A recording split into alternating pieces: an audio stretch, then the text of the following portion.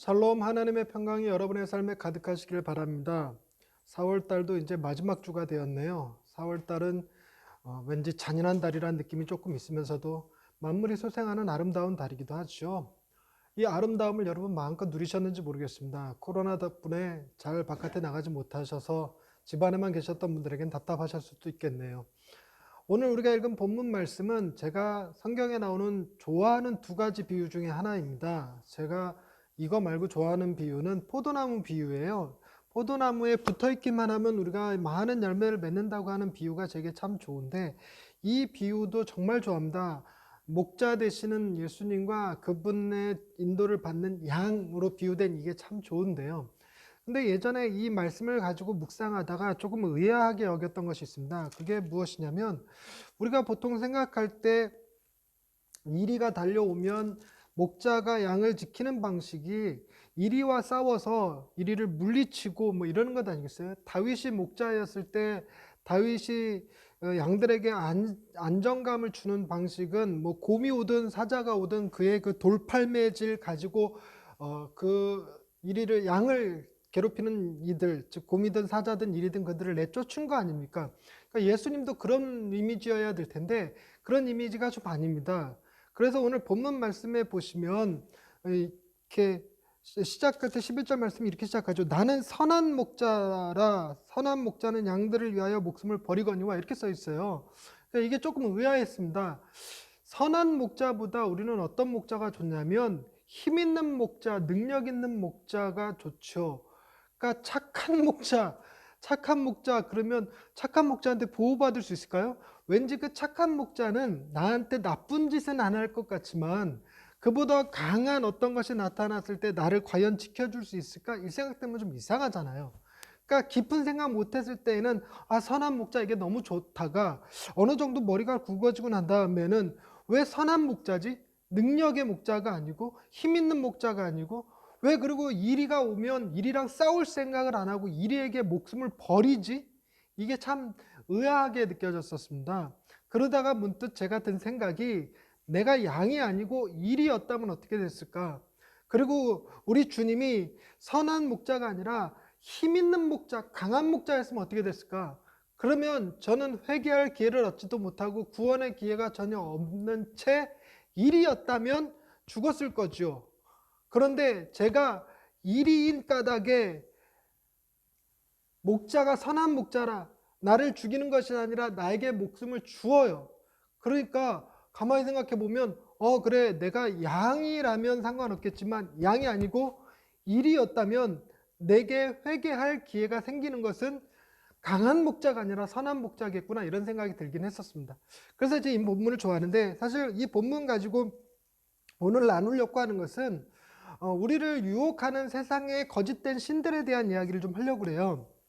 그래서 첫 번째로는 우리 주님의 그 선하심, 선한 목자가 무엇인지에 대해서 살펴보고 그리고 이리가 무엇을 상징하는지에 대한 이야기를 좀 나누고 뒤이어서 예수님이 약함으로 강함을 이기시는 방식, 십자가에 대한 이야기를 하려고 합니다.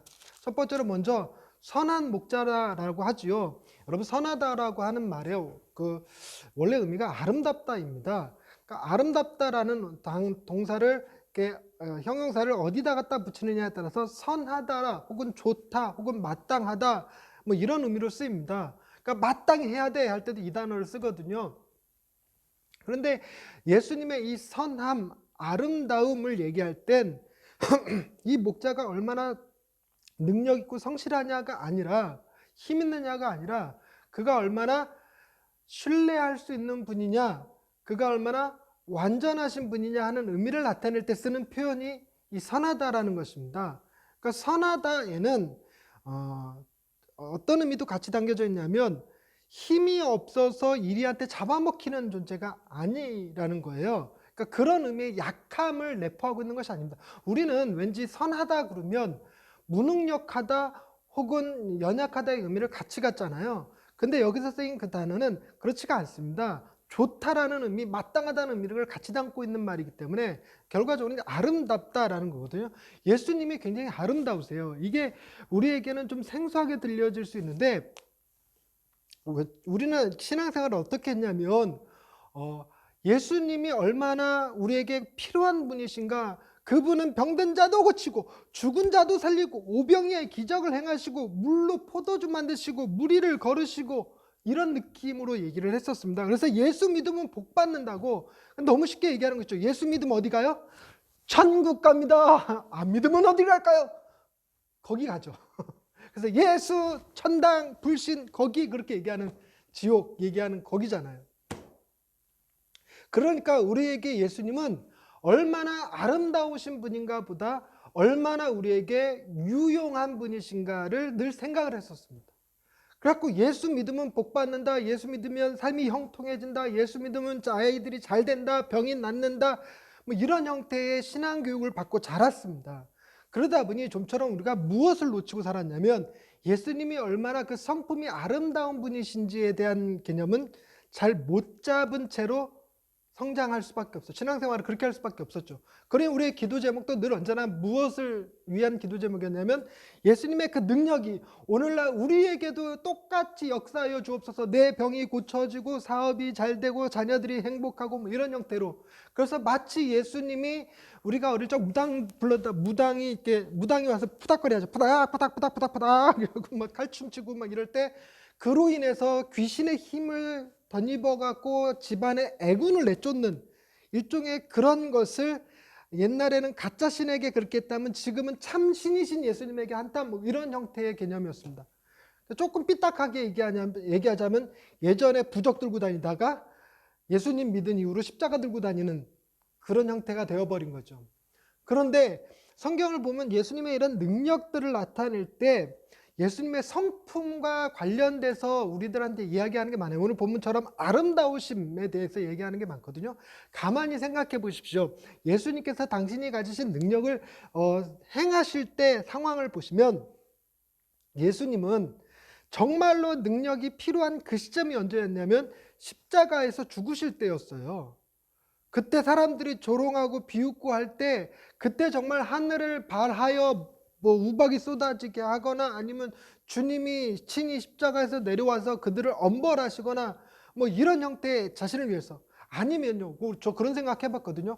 수가성 여인 만나러 길을 가시다 피곤하셔서 우물가에 곁에 치셨는데 그때 수가성 여인 만나잖아요. 그때 예수님이 배가 고프셨어요. 그래서 제자들한테 그 사마리아 성에 들어가서 먹을 걸 좀 구해와라 그랬을 때, 왜 그때 예수님 돌을 떡으로 바꾸셔서 드시면 되시지 그걸 왜 안 하셨을까? 오병이어의 기적? 그거 하시면 되잖아요. 뭐하러 그걸 들여보내셨을까? 이런 생각 들긴 했었습니다. 그리고 죽은 자도 살리시는 분이신데 너무 피곤해갖고 풍랑치는 바다에서 배에서 고무를 베고 이렇게 주무시는 모습, 이런 연약한 모습들을 볼 때 이상하다. 예수님이 굉장히 능력 있으신 분인데 그 능력을 본인을 위해서 쓰시진 않는구나. 그러고 보면요, 예수님이 능력을 쓰실 때는 늘 언제나 이 깨어진 자연을 회복하는 일, 풍랑을 잔잔케 하시는 일에 그 능력을 쓰셨고, 병을 고치시는 일, 그리고 영적으로 귀신들이 활개치는 것을 금하는 일에 당신의 능력을 쓰셨어요. 심지어 죄로 인해서 죽을 수밖에 없는 인간인데 죽은 이들을 3명이나 살려내셨죠. 정작 주님은 죽음으로 들어가시고요. 그러니까 무슨 얘기냐면 예수님은 당신이 가지신 권위가 있으셨고 권세가 있으셨지만 그 권세를 늘 언제나 섬기는 일에 쓰셨습니다. 그것도 누구를 섬기는 일에 쓰셨냐면 저와 여러분을 위해서, 죄 지은 우리를 위해서, 하나님하고 관계없는 삶을 살아가고 있던 우리를 위하여 당신의 권세를 쓰셨어요.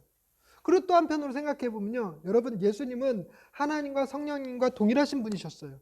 동일하신 분이셨어요. 능력에 있어서 동일하고, 기원에 있어서 동일하고, 지혜에 있어서 동일하고, 지위에 있어서도 동일합니다. 하나님이 높고 예수님이 낮으신 분이 아니세요. 두 분이 같은 분이세요. 그럼에도 불구하고 예수님은 하나님 앞에 순종하기를, 복종하기를 죽기까지 하신 분이세요. 죽기까지 하나님 앞에 복종하셨어요. 이게 뭘 의미하는 거냐면 예수님이 그 아름다우신 성품이 결코 하나님과 동등됨을 취하지 않으실 수 있었고, 인간의 모습으로 이 땅에 내려오시도록 겸손한 마음을 가지실 수 있는 것, 그것이 인간은 못해요. 정말 신적인 능력으로 그냥 어마어마한 능력으로 겸손해지지 않으면 못할 일이거든요. 여러분, 그 온 우주에 가득 차신 하나님이 요만한 구유에 쏙 들어갈 만큼 이 한 뼘 아이가 된다는 거 상상이나 되십니까? 그게 보통 겸손하지 않으면 할 수 있는 일이 아니잖아요.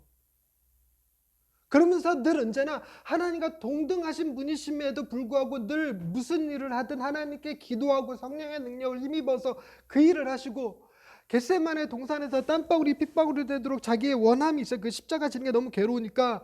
그럼에도 불구하고 마지막에 아버지여 내 뜻대로 하지 마옵시고 아버지의 뜻대로 하옵소서 이러고 자신의 뜻을 꺾으실 줄 아는 그런 아름다운 성품을 지니셨다고요. 할렐루야. 여러분, 우리가 예수 그리스도를 믿을 때 우리는 자꾸만 예수 그리스도의 능력을 나의 이기심을 위하여 쓰고 싶고 다른 사람들을 벌하는 일에 쓰고 싶을 때가 많잖아요. 하나님, 저 인간을 사막 한복판에서 타들어가는 달팽이같이 되게 해주옵소서, 막 이런 마음 들잖아요.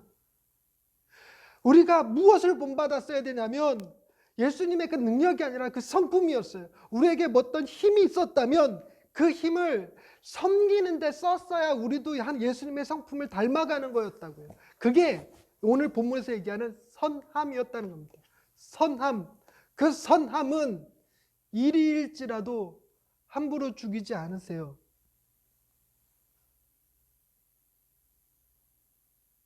두 번째로 사꾼과 일의의 관계에 대해서 한번 얘기해 보십시다. 여러분, 선한 목자가 있고 본문에서 얘기하는 것은 사꾼이 또 있다는 겁니다. 그러니까 선한 목자가 한 무리의 양을 선한 목자도 관리하고 사꾼도 관리한다는 뜻이 아니에요. 예전엔 전 그렇게 이해했었거든요. 근데 선한 목자가 이끄는 양무리가 있고 사꾼 목자가 이끄는 양무리가 있다는 얘기예요. 그런데 우리는 어떤 일을 경험할 때가 많냐면 양을 해치는 이리가 오잖아요. 양을 해치는 이리가 오면 사꾼들은 선한 목자가 아니기 때문에 양들을 위해서 목숨을 버릴 생각 안 하고 도망갑니다. 도망가는 것을 이 선한 목자 안에 있는 양들도 동일하게 본다라는 전제가 깔려요. 그러니까 양들이 이리가 오는 것을 보니까 이리가 올 때 목자들이 주로 뭐 하더라? 도망가더라. 그러니 우리 목자도 뭐 할 것이다? 도망갈 것이다. 이걸 오해라고 그러죠.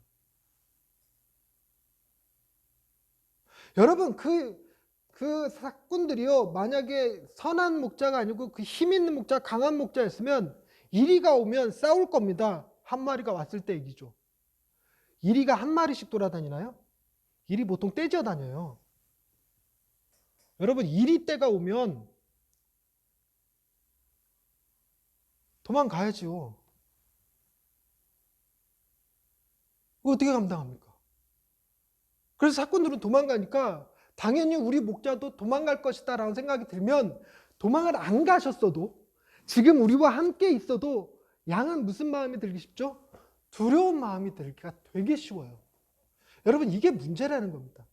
여러분, 하나님이 우리를 창조하시고 우리에게 그 에덴 동산에서 선악과를 먹으면서 아담과 하와가 이렇게 지내게 했지만 아담과 하와가 선악과를 따먹고 하나님에게 쫓겨나잖아요. 에덴 동산에서 쫓겨나고 난 다음에 하나님이 우리를 버리셨다라고 생각이 드니까 그때 인간의 마음속에 두려움이 들어오는 거예요. 주변을 보니까 소위 지도자라고 하는 사람들, 소위 그 종교의 신들 있잖아요. 우상 신들. 그런 신들. 예를 들자면 임금님도 도망가. 임진왜란이 일본이 왜 못 이겼는지 아세요? 한양에 왔더니 임금이 없어. 평양 갔더니 임금이 없어. 멘붕 가서 못 이겼대잖아요, 임진왜란. 그러나 도망 다니면 언제가 우리나라는 일제 식민지 생활을 할 수밖에 없는 그런 거 아니에요? 계속 도망가 버리는데 여러분 그게 다른 나라를 봐도 그렇고 다른 집단을 봐도 그렇고 그런 마음이 드니까 두려운 마음이 생겨요. 여전히 주님이 우리의 선한 목자 되시는데도. 그 두려운 마음은요, 결과적으로 우리 주님의 선하심을 오해하게 만듭니다. 다른 주변에 들려오는 소문들 들어오면 이리 때가 나타난 건 아닌데 이리 때가 나타나면 우린 죽었다라는 생각을 갖게 만들어요. 목자가 있어도. 여러분, 우리의 삶이 그래요. 우리 인생이라는 것이 다른 사람들과 달리 우리는 신앙생활하고 예수님 믿고 하나님 의지하고 그러고 살아가지만, 그러나 세상 사람들과 별반 다를 거 없이 집안이 조금 힘들어지면 금세 두려워집니다. 심지어는 무슨 얘기 듣는 줄 아세요? 아우, 김집사 자네는 그래도 하나님이라도 믿잖아, 한숨 좀 그만 쉬어. 그런 소리 자주 듣죠. 목사님 막 속이 너무 상해갖고 막 배가 아파, 위가 쓰려갖고 병원 갔더니 그 스트레스 받았을 때 위 벽에 이 면도날로 확 그은 것 같은 상처가 생긴대요. 스크래치 같이 딱 생기는데 그게 되게 아프다네요. 그러니까 그건 심한 스트레스 받았을 때 생긴대요. 그러니까 목사인 줄을 모르는 의사가 뭐라고 그러냐면 환자분에게 그러는 거예요. 선생님, 약보다도요 종교를 좀 가져보시면 어떨까요? 목사인데? 저는 생긴 게 이래 갖고요, 저 길을 가는데 어떤 전도하시는 분이 이렇게 냉커피 이렇게 타셔갖고 주면서 저 냉커피 한 잔 드시고 가시라고. 그래갖고 날도 더우니까 냉커피 받아서 마셨어요. 마시고 있는데 옆에 와갖고 혹시 교회 다니시냐고. 네, 교회 다녀요. 그랬더니 에이 거짓말 그러더라고요. 네, 거기서 하늘에 계신 우리 아버지가 이거 해주고 나왔어요. 근데 제가 하는 건 유머에 불과하지만 누군가가 저에게 자네 하나님 좀 믿어봐 이런 말 할 정도로 좌절하고 있고 낙심하고 있다면 목사로서 얼마나 민망한 일입니까? 그런데 여러분, 그런 일 없을까요? 우리의 눈은요 선하신 목자에게 고정되어 있지 않습니다. 그래서 우리는 자꾸만 사망의 음침한 골짜기가 눈에 들어와요. 이리때가 눈에 들어와요. 사꾼들이 도망갔다라는 소리가 들려와요. 그리고 끊임없이 다른 사꾼들이 속삭이는 소리가 들려와요. 예수보다 돈이 좋아. 예수는 널 못 지켜주지만 돈은 널 지켜줄 수 있어. 이런 메시지가 들린다니까요. 그게 일이에요. 여러분, 예수는 지켜주지 못하지만 강한 정치인은 지켜줄 수 있어. 민주당, 국민의힘, 야당, 여당, 진정한 구세주는 예수가 아니라 바로 그 정치인이야 이러고 생각할 때가 있다니까요. 그래서 내가 찍는 정치인이 당선되지 못하면 곧 망할 것처럼 느끼는 사람들이 많아요. 우리에게 그런 우상들이 있어요. 그것뿐이겠습니까? 내 자녀가 잘 되는 게 내가 구원받는 길인 것처럼 여기는 사람들이 있어요. 글쎄 애가 학교에서 실수라도 해서 불려가기도 하는 날 인생 무너지는 것 같은 경험할 때가 있어요. 애가 다치기라도 하면 그게 바로 내가 지옥에 떨어지는 기분이라고 느끼는 사람들이 있죠. 끊임없이 우리는 하나님만이 주실 수 있는 안정감, 하나님만이 주실 수 있는 평안함을 세상의 다른 어떤 것에서 취하려고 들 때가 너무 많아요. 힘이 좀 있어야 돼. 빼기는 사람하고 좀 알아야 돼. 경찰, 판사, 변호사, 검사, 의사 이런 사람들하고 좀 알아야 돼. 그래야 세상 사는 거야. 이런 얘기 얼마나 많이 들어요.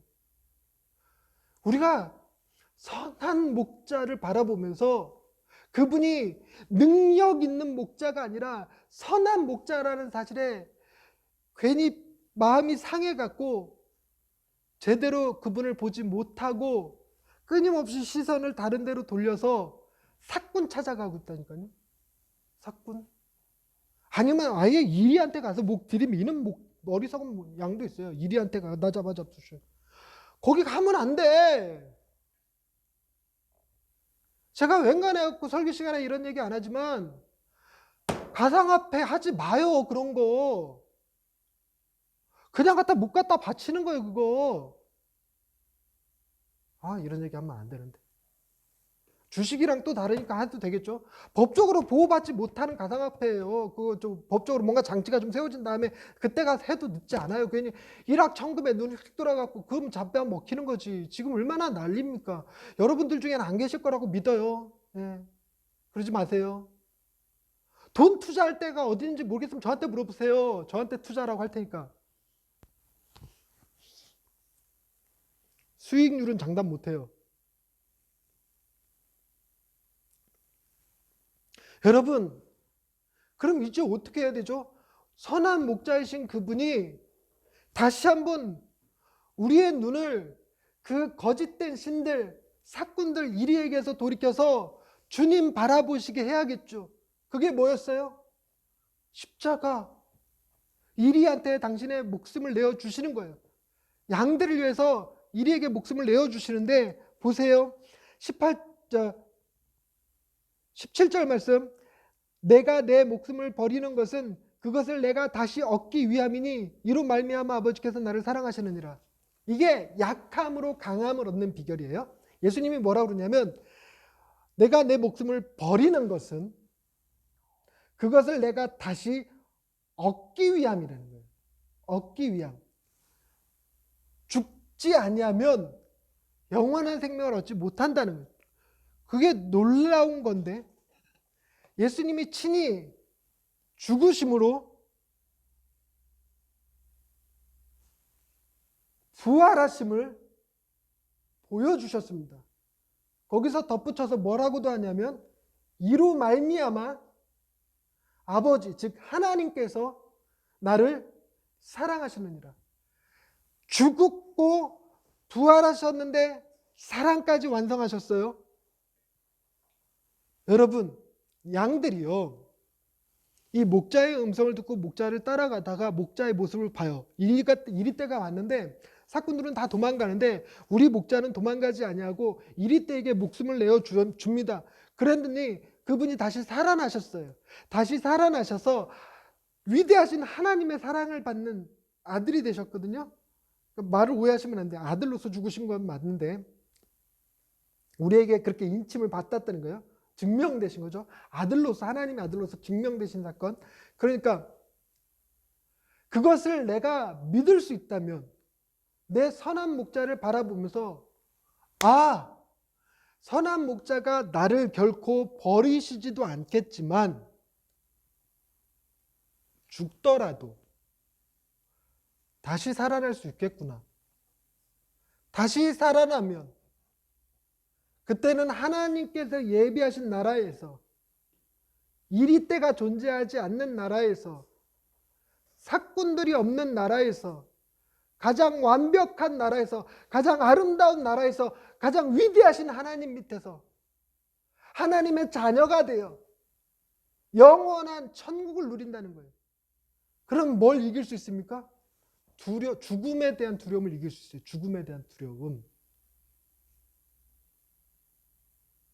여러분, 주님이 우리를 위하여 당신의 선하신 능력으로 이리가 일으킨 혹은 사꾼이 일으킨 내 마음의 두려움을 극복시켜 주셨잖아요.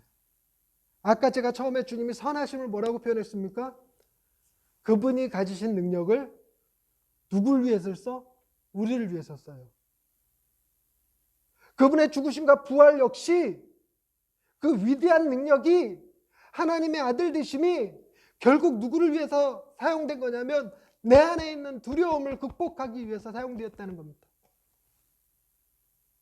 여러분, 선한 목자 되시는 예수님 바라보세요. 그분이 나의 주인 되시고 나의 목자 되심을 믿으세요.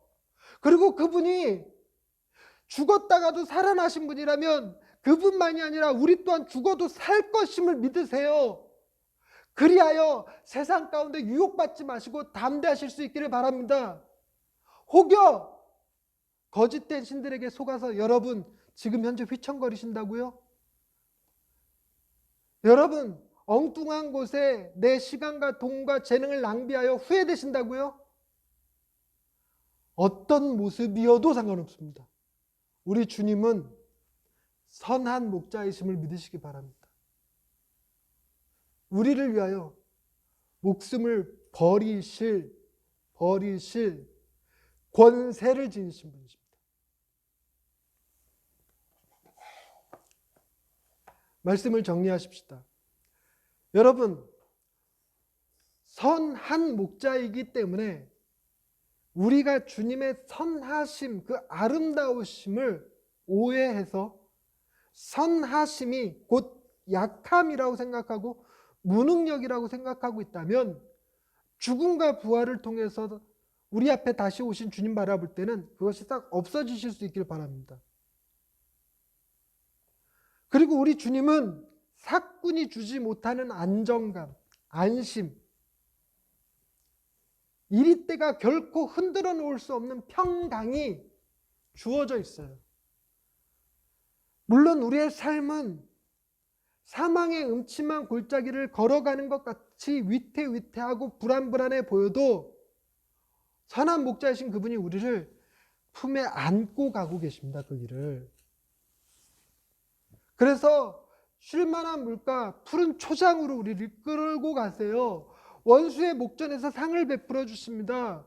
놀라운 성령의 기름을 우리 머리에 발라주시는 분이세요.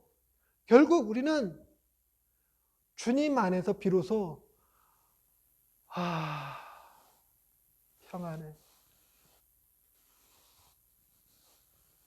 진정한 평안을 거기서 누릴 수 있습니다. 돈이 많으면 많아질수록 왠지 묘하게 모를 불안감이 생기거든요. 권세를 잡은 사람들은 100% 다 두려움에 빠지거든요. 근데 희한하게 예수님을 만났더니 예수님의 그 선하심, 예수님의 그 아름다우심을 바라봤더니 권세가 주지 못하는 안정감, 재물이 주지 못하는 평안이 임하는 것을 경험할 수 있습니다. 그게 바로 주님이 우리에게 선한 목자가 되심의 결과입니다. 사랑하는 성도 여러분, 주님 안에서 안식하실 수 있게 되기를 주님의 이름으로 축원드립니다. 기도하십시다.